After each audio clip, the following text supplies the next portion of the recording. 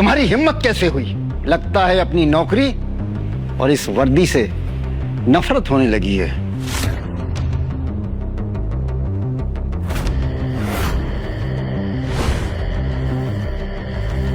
हुकुम, आपको यहां जो परेशानी हुई उसके लिए मैं आपसे माफी मांगता हूं। सर, ये आप क्या कर रहे हैं सर? ये अग्रवाल फैमिली का आवारा सा घर जमाई है। सर, ये मित्तल सेठ की दुकान से हीरे का नेकलेस चोरी करते हुए पकड़ा गया है। और तो और इसकी बीवी ने भी इसे छुड़ाने से मना कर दिया है। Shut up! चोर बेटा, अब तुम्हारा सस्पेंशन नहीं, सीधा टर्मिनेशन होगा। अरे जानते भी हो तुम ये किसको लेकर आए हो यहाँ पर? अरे अगर ये चाहें तो उस जैसे 10 ज्वेलरी शॉप खरीद कर मुझे वहां गार्ड बनाकर बिठा दें।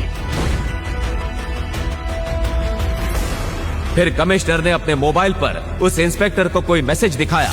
वो देखते ही इंस्पेक्टर का चेहरा सफेद पड़ गया। सर, मुझसे भूल हो गई। अब मुझे प्लीज माफ कर दीजिए।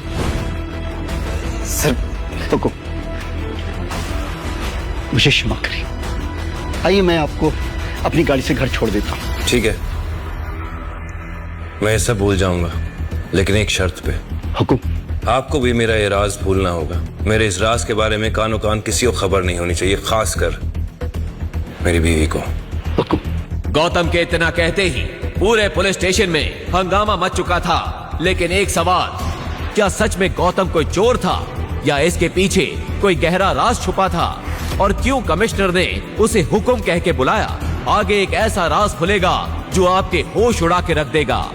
गौतम जैसे ही थाने से बाहर निकला, एक लग्जरी कार आकर वहां रुकी।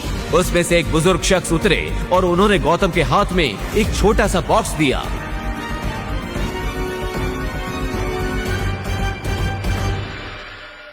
गौतम जल्दी जल्दी अवनी की दादी साहब गायत्री देवी के बर्थडे वेन्यू पर पहुंचा। अवनी ने उसे देखा तो चौंक पड़ी।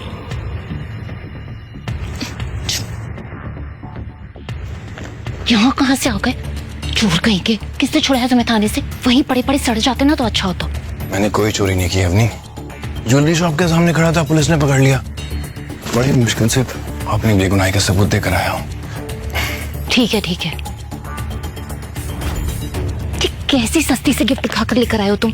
कितनी सस्ती पैकिंग है। छी। पैकिंग मैटर नहीं करती है, उसके अंदर गिफ्ट क्या है वो मैटर करता है ना। तुम देखोगी तो चौंक जाओगी। अरे दादी का गिफ्ट है, तुम क्यों खोल रही हो? उनको खोलने दो ना। Fine, whatever. लेकिन जब बाकी सब गिफ्ट दे रहे हो ना तो तुम चुपके से अपना बॉक्स साइड में रख देना, ओके? पता नहीं दादाजी ने किस जान का बता लिया मुझसे। मुझे जैसे करोड़पति लड़की की शादी तुम जैसे गरीब के साथ करवा दी। ना पैसे है ना इज्जत। चले अम्मी? खड़े क्यों, जाओ। थैंक यू बेटा। और तभी उस पार्टी में 4 चांद लगाने आई अवनी की cousin Shanaya. Expensive black dress पहने, हाथ में गोल्डन गिफ्ट लिए। जैसे ही उसने एंट्री ली, पूरी पार्टी की नजर उसी पर टिक गई। सबके बीच से गुजरती हुई वो सीधा दादी साहब की तरफ बढ़ गई। अरे शनाया, तुमको क्या जरूरत थी गिफ्ट लाने की? दादी, क्या बात कर रहे हो? आपका बर्थडे और मैं खाली हाथ आ जाऊं? बिल्कुल भी नहीं। देखो देखो, इम्प्रेस हो जाओगे। ऐसी बात है, फिर तो देखना पड़ेगा।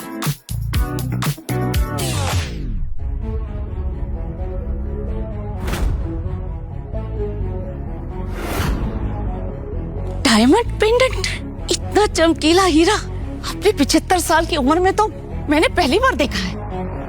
शनाया बेटी, तुम तो इस घर की बेटियों से बिल्कुल अलग हो। समझदार और स्मार्ट, बहुत खूबसूरत है, बहुत अच्छा है। ऐसा बोलकर गायत्री देवी ने अवनी की तरफ देखा और अवनी ने शर्म के मारे अपना सिर झुका लिया। ये डायमंड पेंडेंट तो काफी महंगा होगा, है ना शनाया? हाँ, पूरे 1.5 करोड़ का है। लगता है तुम्हें किसी ने उल्लू बनाया है। 5 लाख का पेंडेंट 1.5 करोड़ में बेच दिया। कुछ भी। और वैसे भी जो लोग खुद की जेब में 500 रुपए का नोट लेकर घूमते हैं ना, वो किसी और को लाखों करोड़ों का ज्ञान नहीं दिया करते। तू इस पार्टी को खराब करने आया। खुद तो निठल्ला है और डायमंड का दाम गलत बता के मेरी पोती को सबके सामने जलील करता है। दादी साहब, मुझ पे भरोसा नहीं है तो मिस्टर पारिक से पूछ लीजिए, वो तो राजस्थान के सबसे बड़े डायमंड मर्चेंट है ना। मिस्टर पारेख,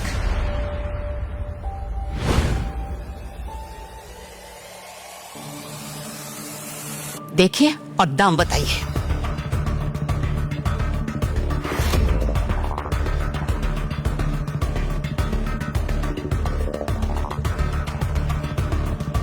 किसी ने नकली डायमंड को असली डायमंड की तरह तराशने की कोशिश की है।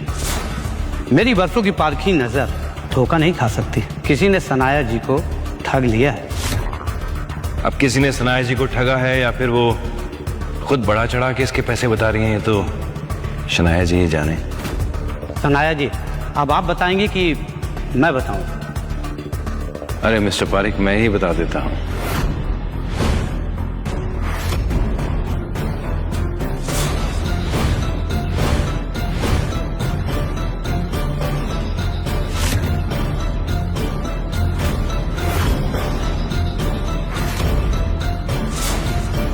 सॉरी सॉरी सॉरी सॉरी, तुम्हारा पेंडेंट डायमंड का नहीं, कांच का है।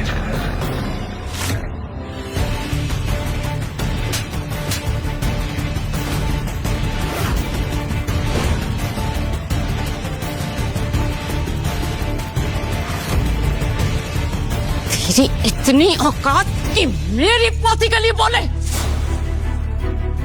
तो क्या गिफ्ट लेके आया डिठल्ले, वो बताओ।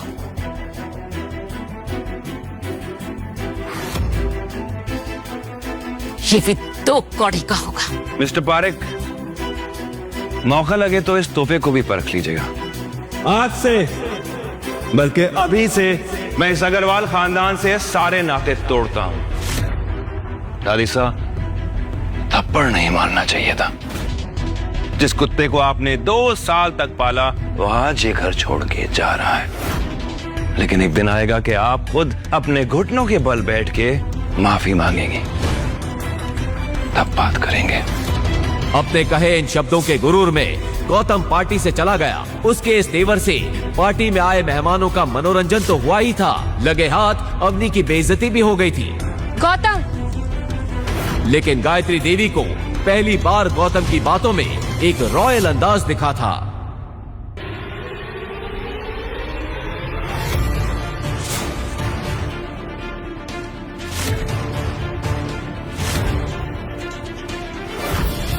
गौतम, अरे गौतम को रोको कोई, गौतम को रोको कोई। अवनी के लिए दिल में प्यार था, इसलिए गौतम ने उसे माफ कर दिया। लेकिन बाकी परिवार और दादी सा के लिए उसके दिल में गुस्से की चिंगारी अभी भी जल रही थी। अगले ही दिन अपने जख्मों को मुस्कान के पीछे छुपाए और अपनी खटारा साइकिल उठाकर गौतम अवनी के दोस्तों को लेने एयरपोर्ट चला गया।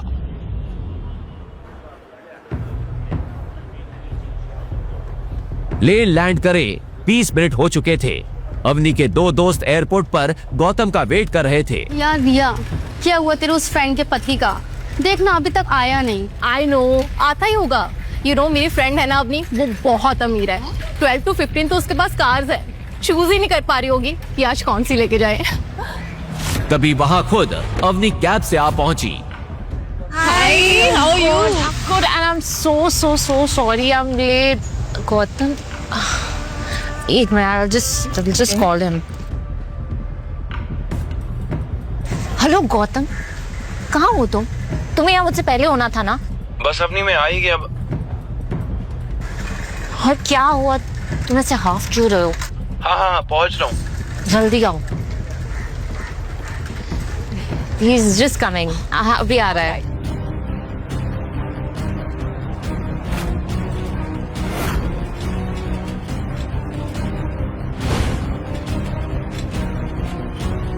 सॉरी, थोड़ा लेट हो गया। गौतम को देख रिया को तो यकीन ही नहीं हो रहा था कि कोई इंसान साइकिल पर किसी को लेने एयरपोर्ट कैसे आ सकता है। और अवनी तो शर्म से पानी पानी हो रही थी। छी अवनी, तेरा ये भिखारी पति अभी तक भिख मंगा है, हमें एयरपोर्ट पे लेने अपनी खटारा साइकिल पे आ गया। छी, ये अवनी का पति है? मुझे तो लगा कोई भिखारी है। ये साइकिल वही थी जिससे गौतम दूल्हा बनकर अपने ससुराल में आया था और जिसे देख सब हंस हंस के लोटपोट हो गए थे। अवनी की कजन शनाया ने तो उसका बड़ा मजाक बनाया था। वाह, क्या बात है दीदी, तुम्हारा दूल्हा तो कमाल का है। दूसरों के दूल्हे कार से, हेलीकॉप्टर से एंट्री लेते हैं, तुम्हारा वाला तो मस्त साइकिल से आया है। अवनी, अभी भी समय है, भाग जा इस शादी से, वरना आज तो तेरी फैमिली तुझ पे हंस रही है। कल को ये पूरा शहर इस बात का मजाक उड़ाएगा कि इतनी खूबसूरत और करोड़पति पत्नी का पति एक भीखमंगा है।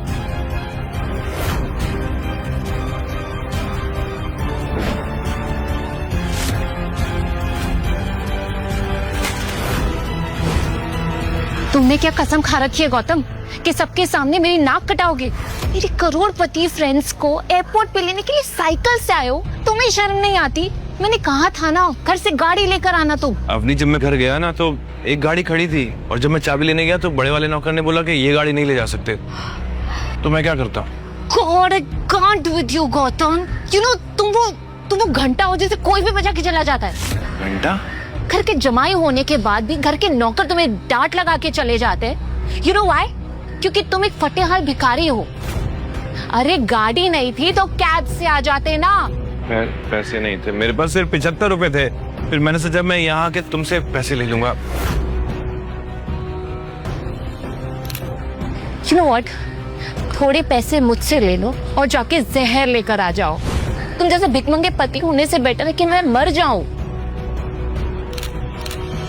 क्या जानना है क्या हुआ आगे? तो डिस्क्रिप्शन की लिंक पर सिर्फ एक ही क्लिक से आप सुन सकते हैं आगे के एपिसोड्स बिल्कुल फ्री में। तो देर मत कीजिए, डिस्क्रिप्शन की लिंक पर एक क्लिक करें और पाएं अपनी मनपसंद कहानी।